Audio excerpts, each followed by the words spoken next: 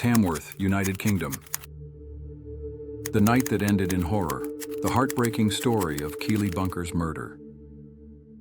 Keeley Bunker, a 20-year-old barmaid at Drayton Manor theme park, had dreams that extended beyond her current job. Her true passion lay in working with children, and she was actively seeking a position that aligned with her aspirations. Keeley had a brother and a sister, but their parents had separated, choosing not to stay together for the sake of the family.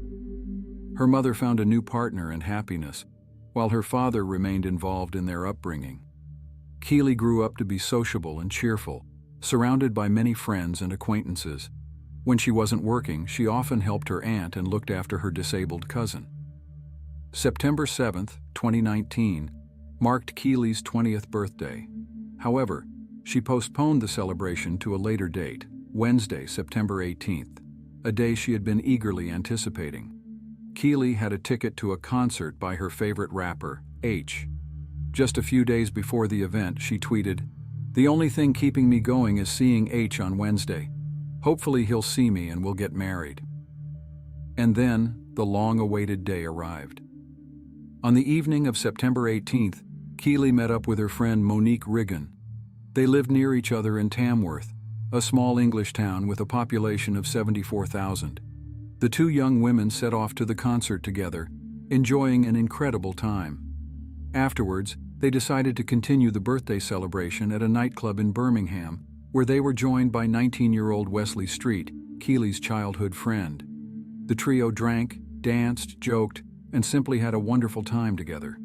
They all appeared joyful and carefree, capturing memories of the night. Keeley looked particularly radiant in her red dress. After 3 a.m., the friends decided to call it a night and head home. They took a taxi back to Tamworth, which dropped them off near Monique's house. By this time, it was already 4 a.m. Keeley and Wesley were neighbors. It would take about 20 minutes to walk to their homes. Monique asked Keeley if she wanted to stay the night, as it was dark and chilly, and the walk was quite long. Keeley declined, saying she needed to go home to rest and get ready. She had a job interview scheduled for that day, a teaching assistant position at a local primary school.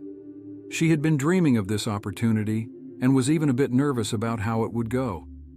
Keeley told Monique that Wesley would walk her home, especially since he lived next door to her. She assured her friend that there was no need to worry, saying, "I've got Wes. Wes will walk me home. It'll be fine." But how wrong she was. Keeley Bunker and Wesley Streete, both 20 years old, had known each other since primary school. They grew up together and were well acquainted.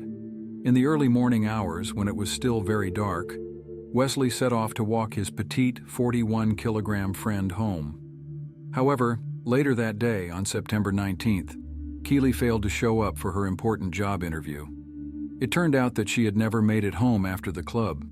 Her parents had been calling her, but no one answered. Around 5 p.m., her father, 51-year-old Christopher Bunker, called the police to report his daughter missing. Wesley Streete came to the house where Keeley lived and told them that he had walked her to a telephone box. He then went home because he felt unwell. He thought she had made it back safely and didn't know what had happened next. By the time the police arrived, they had spoken to Wesley. They asked him to get in the police car and take them to the place where he last saw Keeley.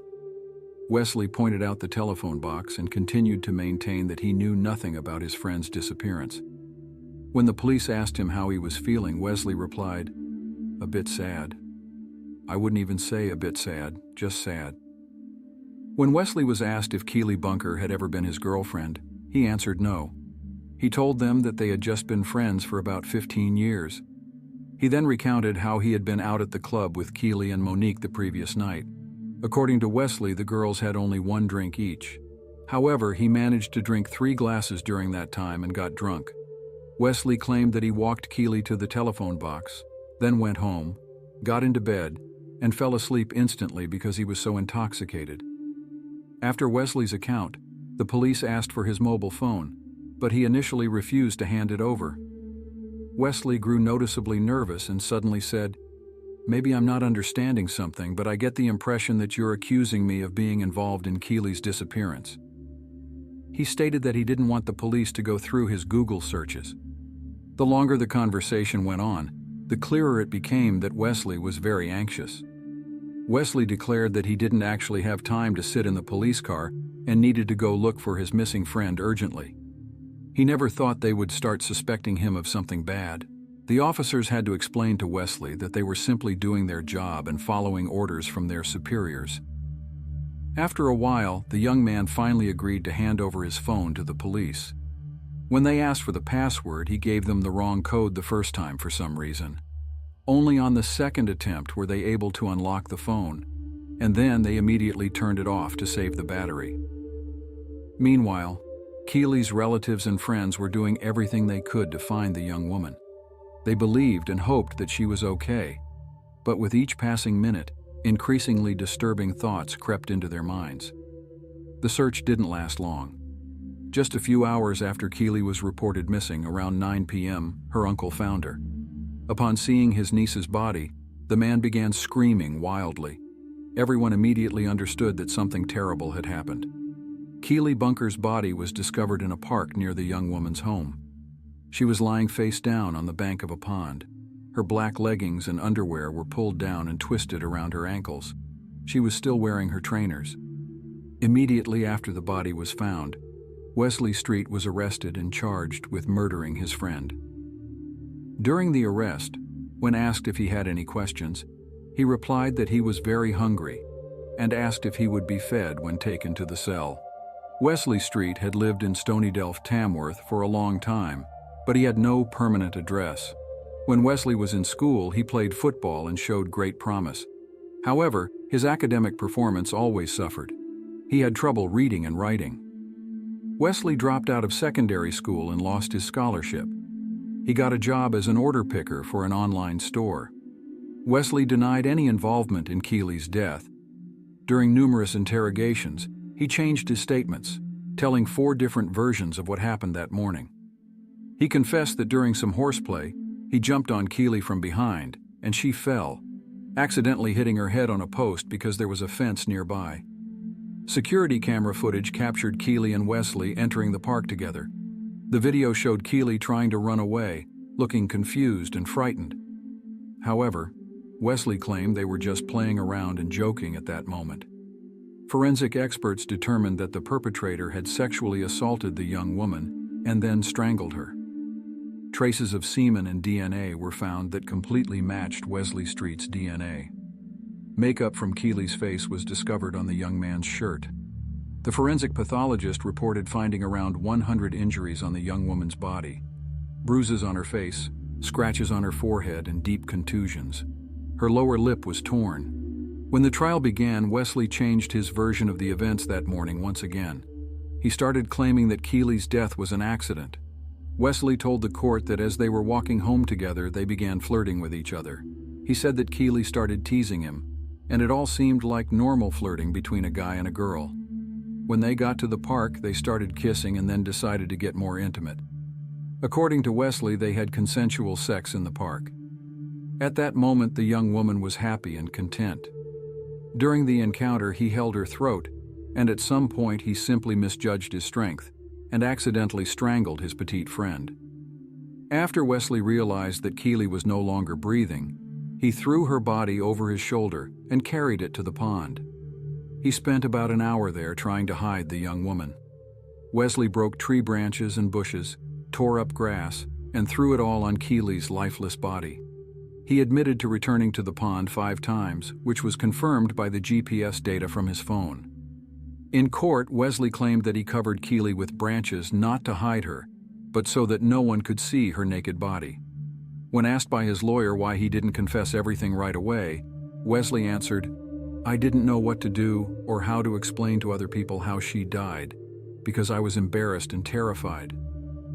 I didn't know how to explain the whole situation to the police, family, and ordinary people." When asked why he didn't want to provide his phone for inspection, Wesley replied, "I just didn't want the police laughing when they went through my Google." The prosecution disagreed with Wesley's confession because scratches were found on Keeley's neck.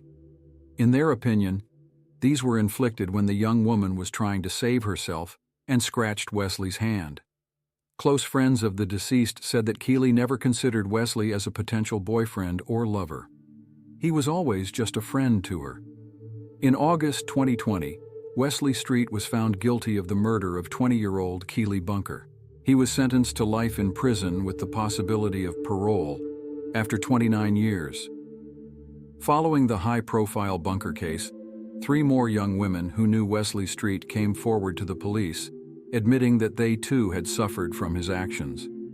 The young man was subsequently found guilty of a series of assaults on 3 women, 2 of whom were under 18. For these cases, he was sentenced to prison terms ranging from 6 months to 5 years. Who knows, perhaps there were more victims who simply stayed silent and remain in the shadows. After the verdict, Keeley's mother, Debbie Watkins, expressed her grief and anger, saying, "She was the most caring and innocent young lady. I will never forgive Wesley for what he did. My life has changed, and it will never be the same again," she added. Keeley's deeply grieving father, Christopher Bunker, remarked with regret, "I will never walk her down the aisle. All I have left is sadness and a broken heart. I will never have grandchildren from Keeley," the father added. He stated that he would only find peace when Wesley Streete was buried along with his beloved daughter. The people of Tamworth showed an outpouring of love and support, tying pink ribbons around the town in Keeley's memory.